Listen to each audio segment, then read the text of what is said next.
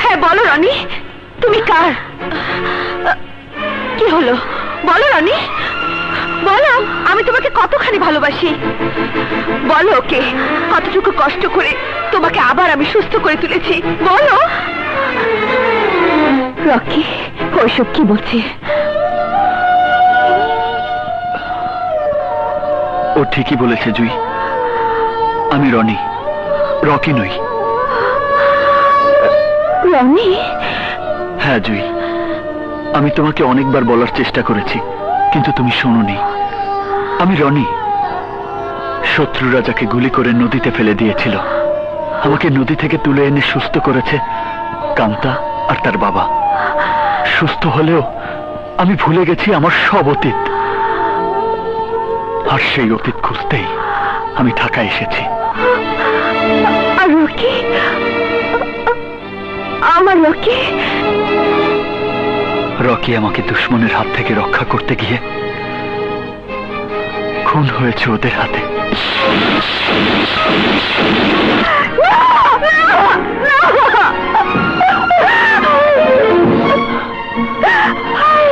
বাস্তবতাকে মেনে নেওয়া উচিত জুই। রকি এখন অতীত। তাহলে রকির সন্তানের ভবিষ্যৎ, ভবিষ্যতের কি হবে? রকির সন্তান?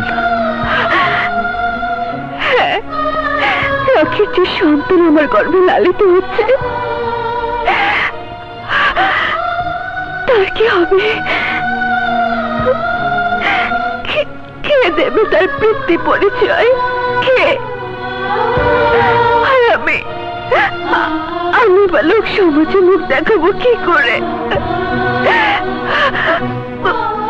বলো রনি, বলো, উত্তর দাও।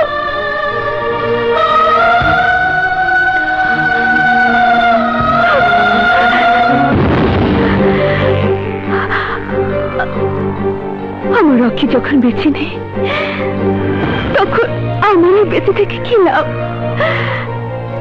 বেঁচে থেকে মানুষের গর্জনা শুনে প্রত্যেকদিন মরে যাওয়ার চাইতে একবারে মরে যাওয়া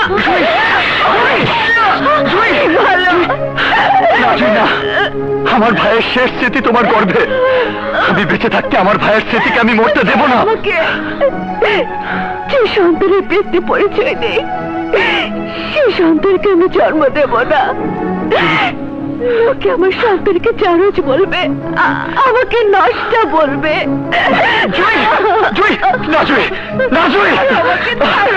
কেউ তোমাকে নষ্ট বলবে না, কেউ তোমাকে নষ্ট বলবে না, কেউ আমার ভাইয়ের সন্তানকে জারজ বলবে না।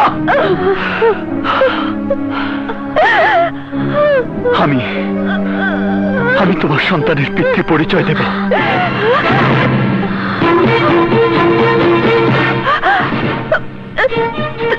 তুমি? হ্যাঁ জুই, আমার ভাইকে আমি বাঁচাতে পারিনি, কিন্তু ভাইয়ের সন্তানকে আমি মরতে দেব না। তোমার সন্তান আমার পরিচয় বড় হবে,